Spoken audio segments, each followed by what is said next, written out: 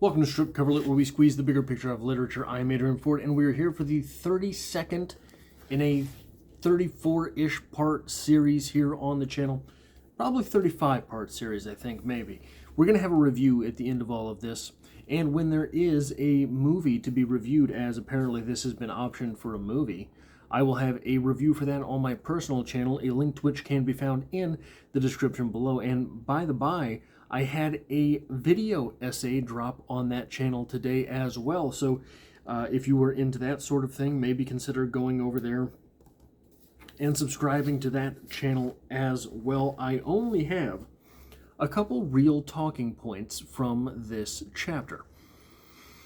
But what happened here? Well, we had Charlie spend the night with Dora, but not the way he spent the night with Jaya. He spent the night with Dora on the way to his flight back home.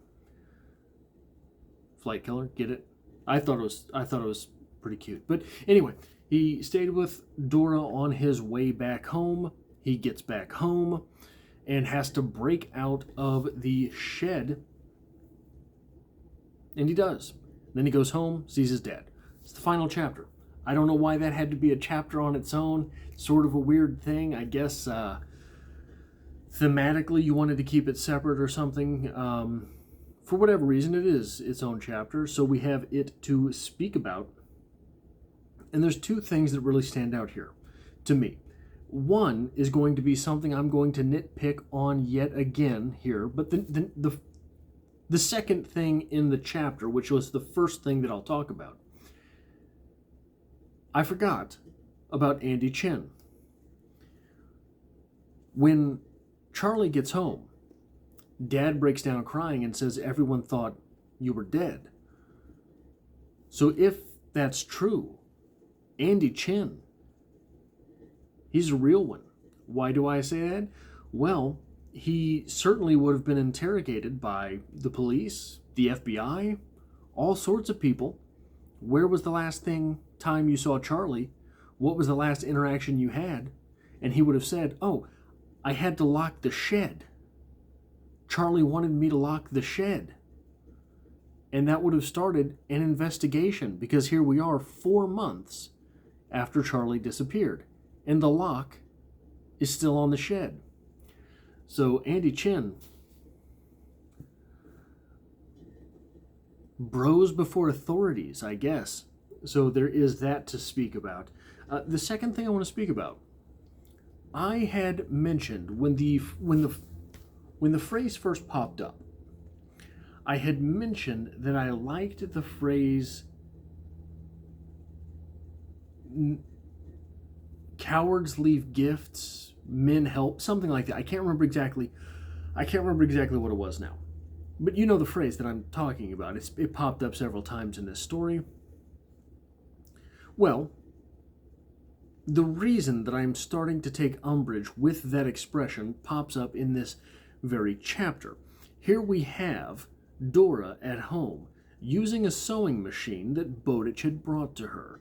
Now, sometimes a gift is just a gift. Sometimes giving things is just giving things. Oh, you like high heels. Here's some high heels. Oh, you enjoy yoga pants. Here's yoga pants. I don't know. I don't have people in my life. I don't buy things for anyone. I'm selfish. But you can get stuff for people that's just that, just stuff. However, Bowditch seemed, to his credit, to be bringing not just stuff, but tools. We have, in this chapter, Dora using that sewing machine, and I don't know if it's really a business that her and her brother have, or they're just providing a service, or however it is that this sets up in Impus. It's a tool.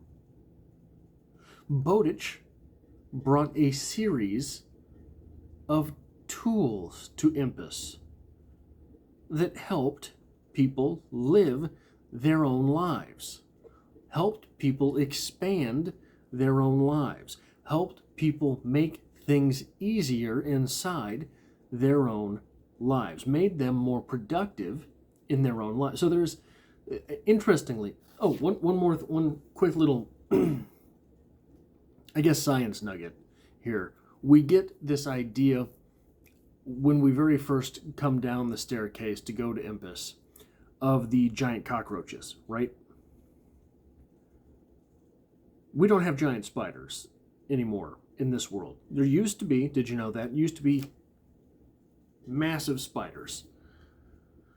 So apparently the reason we don't have giant bugs anymore is the barometric pressure, I guess, because I guess the lungs through which insects breathe is strictly controlled by barometric pressure. I think it's barometric pressure.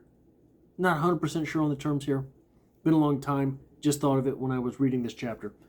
But if something happened to our atmosphere, bugs would eventually start growing again to massive proportions. I just thought that was interesting and worth throwing in there. I don't remember what I was talking about now.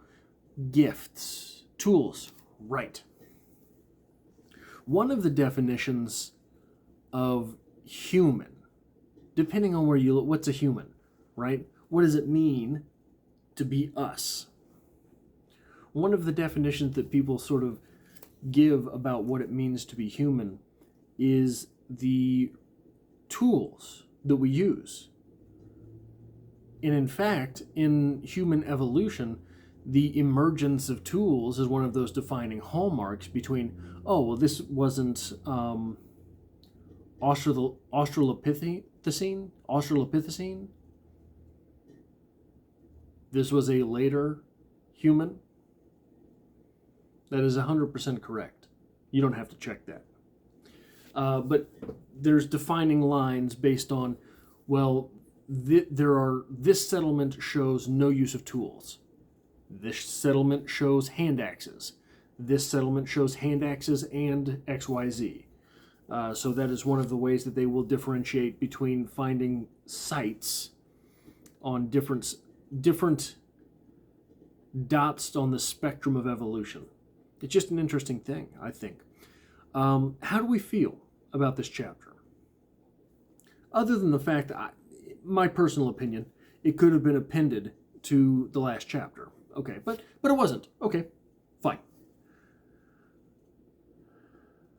How much of this do we need? Or did we need more? I think if we're going to go ahead and set apart the chapter, I think that it would make sense to have a little bit more. I think that maybe, so we have this scene, well, no, that's not true. We don't have a scene with Dora.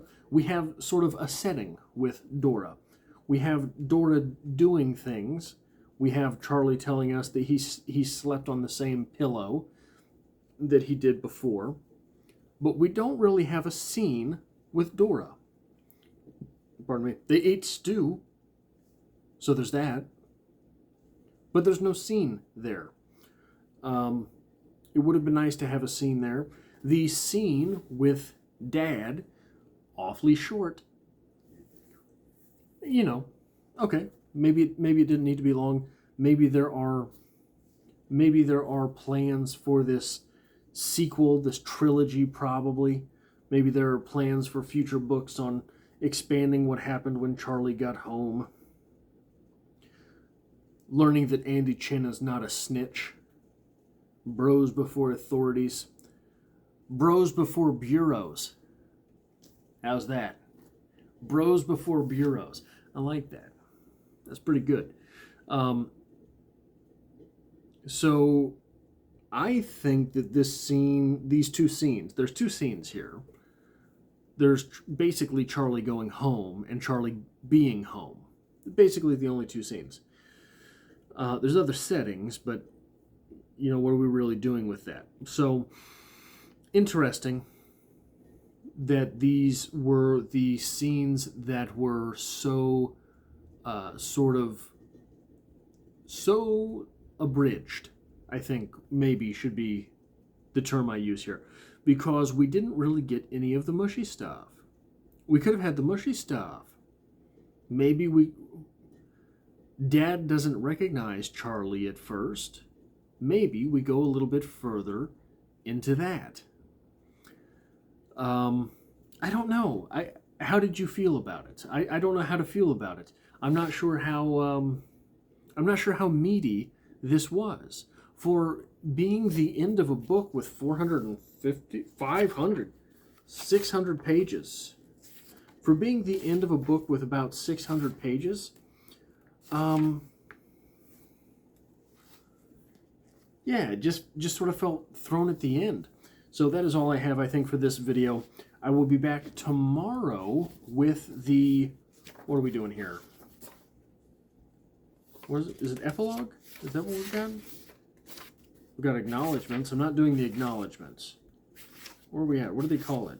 Yeah, he called it epilogue. So I will be back tomorrow with the epilogue. I will be back, I believe it's going to be Saturday, with the opening paragraph video. And then I think we're going to have the review for this. I think we're going to have the review for this the beginning of June. So it's going to be a little bit more of a wait there, but I'm trying to do some other stuff with it. I'm trying to do some more editing heavy stuff in there. So that is what is the plan. And I hope to have you back for the rest of it.